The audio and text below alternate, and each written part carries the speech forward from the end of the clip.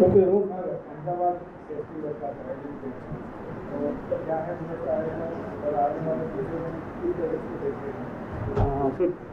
Thank you so much. हाँ अहमदाबाद के introduction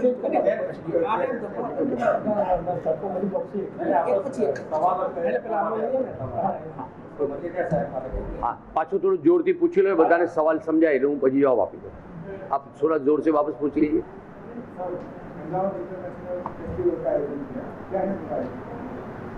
देखिए ये जो अहमदाबाद इंटरनेशनल लिटरेचर फेस्टिवल हो रहा है वो पिछले 10 साल से हो रहा है और ये लिटरेचर को बढ़ावा देने के लिए अहमदाबाद में बहुत अलग अलग कल्चर के बहुत क्रिएटिव लोग यहाँ पे बसते हैं, रहते हैं, अलग अलग चीज़ें क्रिएट करते हैं। तो किसी भी क्रिएशन का जो एक रूट होता है वो होता है लिटरेचर। तो यहाँ पे अलग अलग साहित्य से और सिनेमा और अलग माध्यम से लोग इकट्ठा होते हैं जो क्रिएटिव है और इकट्ठा होकर अपने विचारों की आकले करते हैं और उससे एक मजबूती बनती है अहमदाबाद में एक लिटरेचर की एक कम्युनिटी में। तो जो पुराना है उसको किस तरह आगे ले जाके एक्सप्रेस किया जाए, किस तरह आज के दौर में इंटरप्रेट किया जाए, किस तरह का क्रिएटिव काम होना चाहिए, किस तरह का सिनेमा होना चाहिए, इस पे बहुत सारी क्रिएटिव लोगों की चर्चा विचारणा होती है। तो इससे किसी भी स्टेट का लिटरेचर जो होता है उसका बेस मजबूत होता है और उस पर अच्छे क्रिएटिव लोगों की इमारत बढ़ती है। तो इनका ये प्रयास है और मुझे इन्होंने बुलाया है मुंबई से। तो मैं हमेशा मानता हूँ कि जो भी क्रिएशन उसका, जैसे मैंने पहले भी कहा कि मैं जो कुछ हूँ आज एक अच्छी राइटिंग की वजह से हूँ। हमारा जो कुछ भी काम है, चाहे वो टीवी हो, मैंने थिएटर किया है, टीवी किया है, ओटीटी किया है, फिल्म की है, मैं कुछ अपने छोटे छोटे स्किट्स भी करता हूँ। तो जो माध्यम में मैंने जो कुछ किया है उसका बेस जो है राइटिंग यानी कि लिटरेचर है। तो जब इन्होंने मुझे पूछा तो मुझे लगा कि ऐसे एक बहुत ही सराहनीय काम को पूरी तरह से सपोर्ट करना चाहिए, आगे बढ़ाना चाहिए। तो here I am to support this fantastic effort of 10th Ahmedabad international literature festival.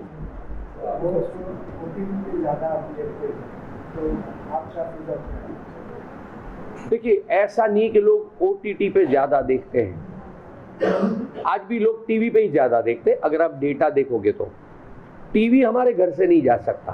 हाँ कुछ चीज़ें जो है अब ओटीटी पर चली गई और जो अगर मैं आपका सवाल सही समझाऊं तो जो घर का एक टीवी सेट था ना वो हट के अब लोगों फ़ोन में देखने लगे हैं। जो घूमने वाले आप कहते हैं ना टैबलेट जिसको बोलते हैं, उन चीज़ों पे आगे वो तो होना ही है, क्योंकि उसको तो हमने कभी सोचा था कि हमारे हाथ में एक मोबाइल फ़ोन होगा। इसको जो मोबाइल रेवोल्यूशन है ना वो हुई है।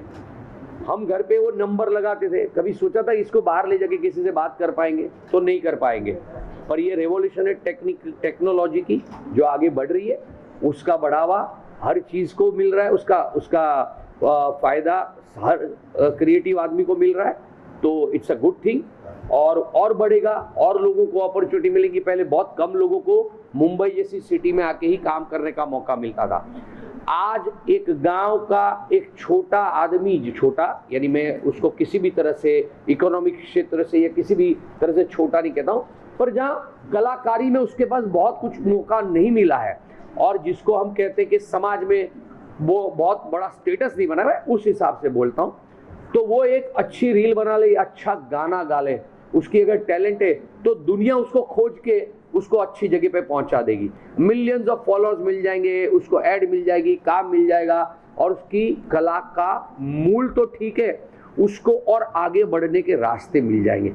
तो मैं मानता हूँ ये जो रेवोल्यूशन है जिसको हम मोबाइल कहते हैं, हम सिर्फ फ़ोन की बात नहीं करते, मोबाइल यानी एक जगह से आप दूसरी जगह ले जा सकते हैं, तो बहुत अच्छा रेवोल्यूशन है और बढ़ता जाएगा। उसी तरह क्रिएटिविटी भी बढ़ती जाएगी और जितनी क्रिएटिविटी बढ़ेगी उसका बेस याद रखना लिटरेचर है, तो लिटरेचर आगे बढ़ता जाए। हाँ उसका दुरुपयोग भी होता है, बस उस दुरुपयोग से हमको दूर रहना है, लोगों को दूर रखना है।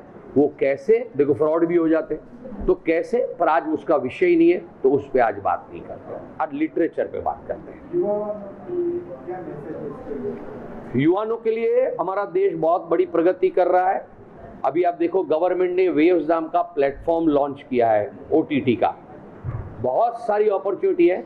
अगर आप लिख सकते हैं, आप अभिनय कर सकते हैं, आप किसी भी कला के क्षेत्र में कुछ कर सकते हैं, करना चाहते हैं, आपको लगता है आप सक्षम है, तो आपको प्लेटफॉर्म मिलेगा। आप डटे रहिए। आपको कुछ प्राथमिक निराशाएं जो मिलती हैं उससे निराश मत होइए। अगर आप में टैलेंट है तो आप आगे बढ़ेंगे। लेकिन ये मेरा लास्ट सेंटेंस 10 बार याद रखिएगा, 10 बार अपने आप को पूछिएगा, अगर आप में टैलेंट है, क्योंकि ये टैलेंट की लाइन है, कला की लाइन है। अगर आपको 4 लोगों ने घर में एक आपने गाना गा लिया, बर्थडे पार्टी में डांस कर लिया, किसी ने एनकरेज कर लिया और आपको लगा कि आप तो हीरो बन जाओगे, बहुत साल निकलते हैं, बहुत मेहनत लगती है, बहुत परिश्रम की लाइन है, बहुत कॉम्पिटिटिव है, पर फिर भी निराश नहीं होना। अगर आपको लगता है आप में टैलेंट है, आप मेहनत करने के लिए तैयार है, आप इसके ग्लैमर को देखकर ये आने की कोशिश मत कीजिए। आपको ये अंदर से अच्छा लगता है, आपको संतोष देता है, तो ये काम में आइए। मैंने बहुत शब्द में काफी कुछ कहा है, फिर आता हूँ लिटरेचर पे। आप कला को आप अच्छा पढ़िए, पढ़ने से हमेशा जुड़े रहिए, वो ही आपको आगे ले जाएगा। पढ़ते तो है फिर फिटनेस में। ये आपने एक ऐसा सवाल पूछा है जो लिटरेचर से ऐसे डायरेक्ट संबंध नहीं रखता है, पर क्योंकि मैं मानता हूं कि स्वास्थ्य बहुत जरूरत है। आप मुझे देखिए, मैं फिटनेस पे बहुत ध्यान देता हूं। क्यों? आप अगर फिट नहीं होंगे ना, अपना एक रेस्टोरेंट में जाके चाय तक नहीं पी पाएंगे। आप एक सादी प्लेट इडली की ना, वो नहीं खा पाएंगे। क्यों? आपको शायद वो भी नहीं हजम होगी। फिट रहना आज के दिन में बहुत बहुत बहुत आवश्यक है, क्योंकि वो जो बहुत साल पहले हमारे बुजुर्ग कह गए हैं, health is wealth, in true sense health is wealth. आप बड़े बड़े लोगों को देख लीजिए, मैं एक शेयर ब्रोकर की बात करूंगा, जिनके पास मिलियंस ऑफ रुपीस थे, संपत्ति थी, उन्होंने अपने वीडियोस में कहा है, फिर वो व्हीलचेयर पे आ गए थे। राकेश झुनझुनवाला को कौन नहीं जानता इंडिया में, यूथ खास, जो आज आजकल क्विक मनी बनाने में शेयर बाजार में लग जाते हैं, आप जरूर देखिएगा। उन्होंने कहा है कि मेरे पास बहुत पैसा है पर मेरा स्वास्थ्य नहीं है, क्या करूं इस पैसों का। मेरे एक दोस्त ने मुझे बहुत अच्छी तरह समझाया था, eat your food like medicine, so you will not have to eat your medicine like food। आपको समझ में आ रहा है? और व्यायाम रोज आधा पौना घंटा किसी भी तरह करिए।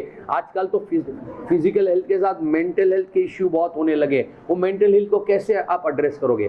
पढ़ना, अपने आप को संतुलित रखना बहुत जरूरी है। और ये सब कुछ, ये कांस्टेंट इंस्टा पे रहते हो ना आप, और जो हमको ये स्वाइप की आदत हो गई है, 2 मिनट हमारे पास पैसे, हमारे पास वक्त नहीं है, हम इतने रेस्टलेस इम्पेशंस हो रहे हैं, इसकी वजह से मेंटल हेल्थ के प्रॉब्लम होने लगे। हमारा ध्यान ही नहीं रहता एक चीज पे, फोकस कंसंट्रेशन नहीं होता है। तो इन सबको संयम कहते हैं। वो थोड़ा संयम लाएंगे, और पढ़ना जो था किताब, वो संयम लाता है, एक चित्त एक जगह पे लाता है। तो इन चीजों का ध्यान रखिए।